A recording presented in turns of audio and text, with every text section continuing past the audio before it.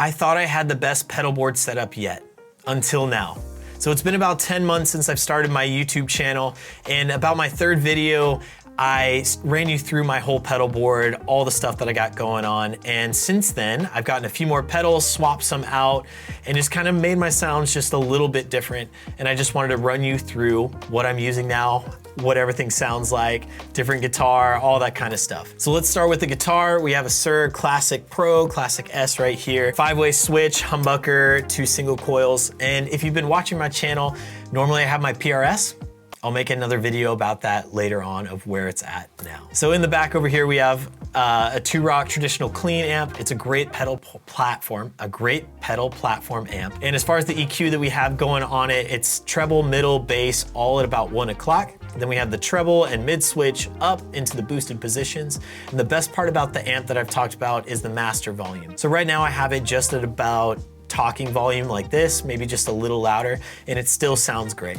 And of course, the more I turn it up, the better it would be, more saturation, more sensitivity, all that kind of stuff. But honestly, it is such an amazing amp at this low volume. I love it. So let me give you what the dry sound is, and this is going guitar into the switcher, nothing engaged, straight into the amp. Here's the 4th position on the Suhr. Reverb is coming straight from the amp, just got it really set really subtly because I like to keep things on for the most part. So that's the dry tone. Let's talk about the very first pedal in the chain. So that's gonna be the Gig Rig G3. And I don't wanna beat a dead horse. I have another video talking about my switcher. I'll link it either over here or in the description, just telling you about how I have everything set up. And so I'm gonna keep this video just as quick as I can, just showing you all the sounds. But honestly, the switcher is the brain. It's the best part of the pedal board. It makes life easier. Switching multiple pedals with just one press of a foot switch is so freeing and just gets me back to more playing without having to do the classic tap dance. That being said, it is very expensive, and I've talked about that. Do you need a switcher? It's awesome. Not a necessity, but it is great. Makes it easier to play. And it keeps your tone great as well, depending on what switcher you get. So please go check out that video. Other than that, let's get into the very first pedal on the chain. So first up for me is always gonna be the Origin Effects Cali 76 compressor. I got it set to a parallel compression setting, so that means that I have the dry sound of the guitar with a highly compressed sound, but I have it more on the dry side, right around 50-50 or so. And I just really like that because it gives me control of dynamics while making it punchy and a bit more fat. So let me show you the dry tone and then with the compressor on. Here's with the compressor on now.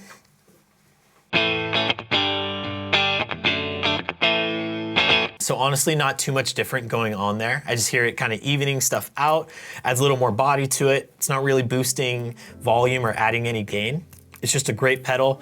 I have the dry at about 2 o'clock, the out at about 9 o'clock, the input gain set at about 3 o'clock. Then I have the ratio, attack, release all at noon. And I really love when pedals really sound great and just right in the center. It makes me really happy, helps with a bit of OCD, I think. And that's that. That's gonna be on every single patch, the very first pedal in those chains. So let's move on to number 2, and this is going to be my clean sound. And honestly, this pedal has usually been the always on until I get to the second pushed setting. And we'll talk about that in just a moment. But of course, it's the Greer Lightspeed. And this pedal is awesome. If you haven't heard of it before, I think it'd be hard to miss it, honestly. But it gives you the great organic, transparent sound that just makes your guitar, amp, any combination really sound great. You get more volume, just a really great gain that's not gonna add too much mid-range, highs, lows, any of that kind of stuff. It just keeps your guitar sounding really natural, just giving you more. And the tone or frequency control on it is just really great. You can make a dark guitar sound brighter and vice versa with a bright guitar, make it sound a little darker, a little smoother. It's an awesome pedal, so let me show you what that sounds like. So here we go, 4th position still. Same exact deal as the compressor. I'm keeping it really light. I'm not adding that much gain. It's just boosting the volume just a bit. A little, maybe just a little brightness, add a little sparkle on to the sound. My favorite part of this pedal, of course, along with the second pedal in the chain, is the humbucker sound and how dynamic you can get with this pedal. So here we go. So that's with the humbucker on, playing really light. If I dig in, here's what that sounds like.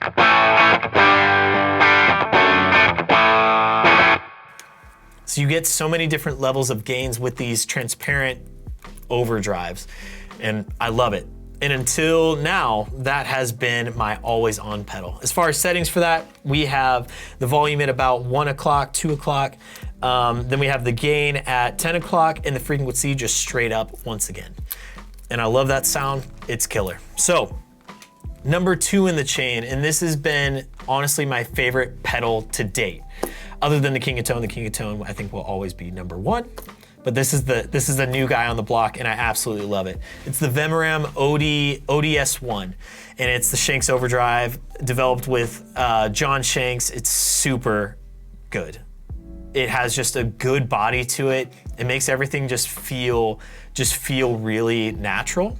Of course, the buzzword again. But as far as the settings that I have on that, I have the volume at about 9 o'clock, the gain at about 10 o'clock, and the tone I actually have rolled up a bit higher to add some more sparkle, and that's at about 2 or 3 o'clock. Here's what it sounds like on the 4th position.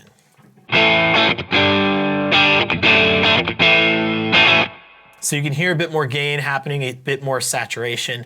Sounds awesome. My favorite part of this pedal is how dynamic it is, just like the Greer Lightspeed. But since we have the gain pushed a bit more on this, I can get really light tone, really clean tones, almost into pushed gain tones. So here's what the humbucker sounds like.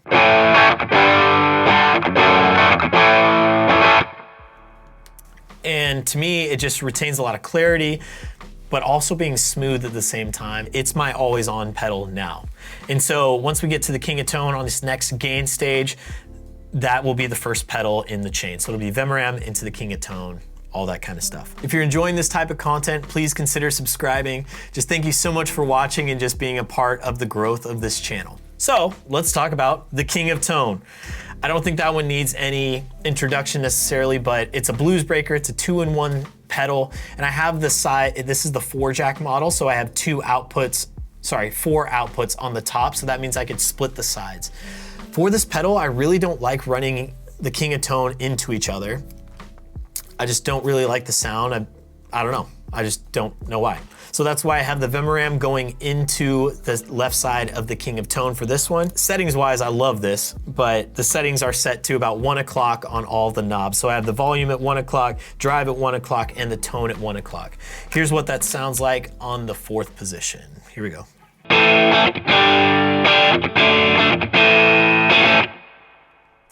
Once again, a bit more gain, and to my ears, the King of Tone does add a bit of like an EQ difference because the blues breakers aren't necessarily meant to be transparent, but it just does a great like brightness, feel. I love all that.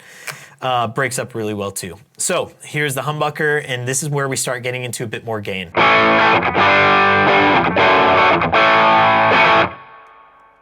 And you can really hear the mid-range coming out with the humbucker, with the amp and the pedal.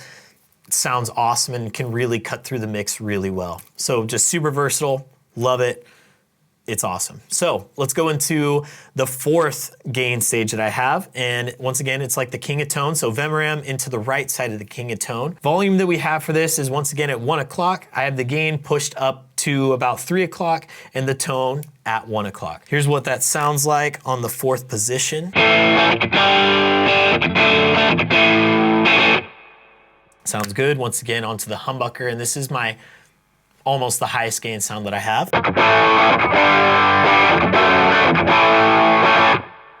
I love that. That's just so good.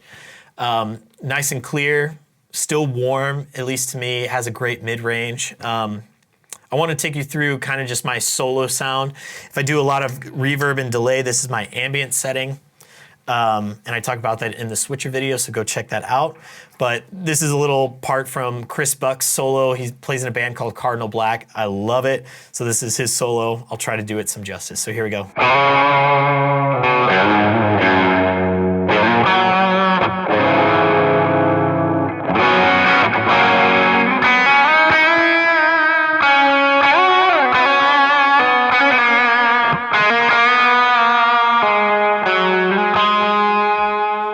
We'll stop right there.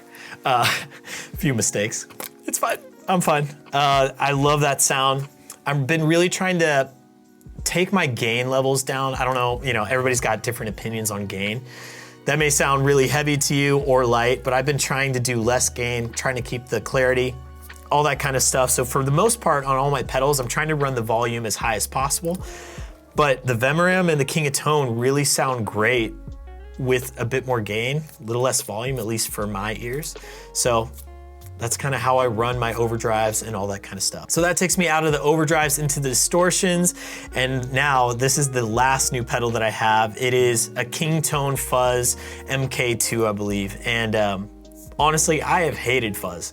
It's one of those things where I love the sound of it when other people play it. And then when I play it, I'm like, this is awful. Like it just doesn't feel right, doesn't sound right, all that kind of stuff. So now this is where the chain switches up just a bit.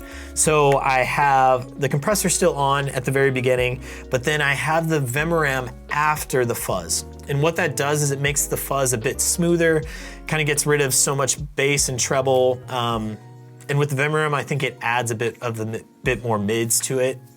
Just how they stack sounds great to me. Here's what that sounds like. So here's with just a little bit of delay on it.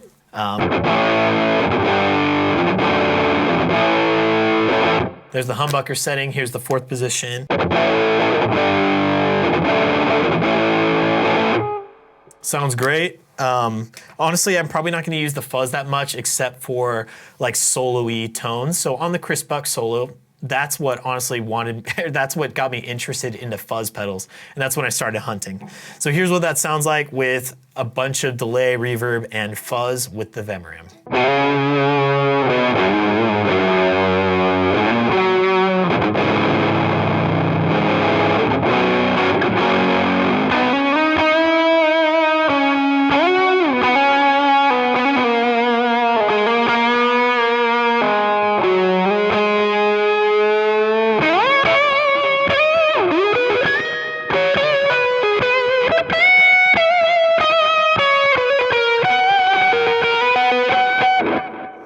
So we'll stop right there again.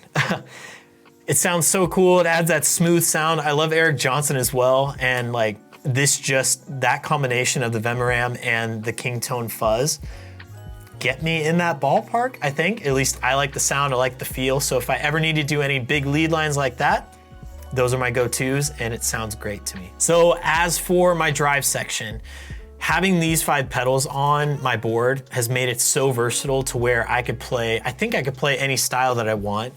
I've really gotten into J-pop recently, and if you haven't seen any of those videos, please check them out on my channel if you're interested in learning about a bunch of chord progressions, fast parts. It's really fun.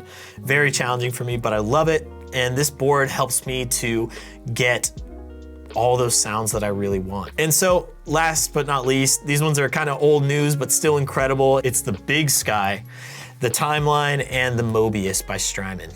And these sounds really haven't changed from my previous video, but I'll run through them really quick.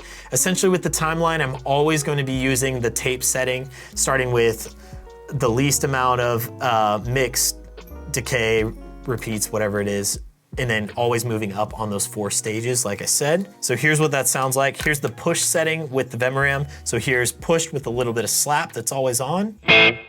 A little bit of delay.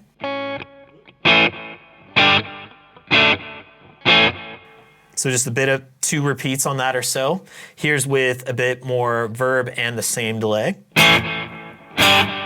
Sorry, a longer delay. Then here's with my ambient settings, so a longer delay and then a longer hall reverb. And kind of play it in context, if I'm playing something a little softer.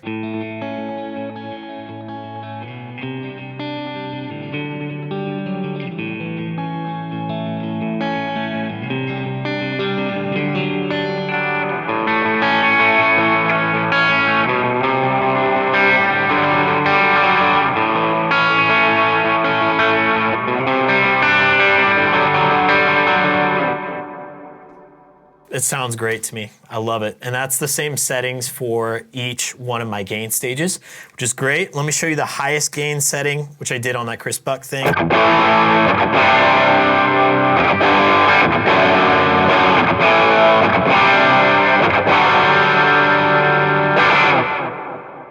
I love it. Can cover a bunch. It's still ripping back there.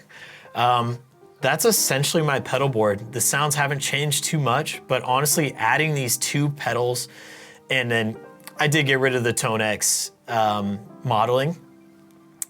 Since I got an amp, I love playing through that so much more. The Tone X was awesome, but you know, I'm just one of those type of people who just keep chasing profiles modelers until the end of time, and nothing can really feel perfect to me. So with all these pedals and my overdrive section, that's why I think this is the best pedal board I've had yet. With the overdrives and the fuzz, it can cover so many different genres. I'm really interested in the J-pop right now, which has a bunch of clean and gain tones. And with the Big 3 Strymon, of course, that hasn't changed. I could get whatever modulation sounds that I want. And with all that, it's just the most versatile setup I've had, and I think the best sounding along with the guitar and amp. And just thank you so much for watching. If you have any questions on the pedals, whatever it is, please let me know. I'd love to talk to you about it in the comment section. Thanks for watching. Have a good one.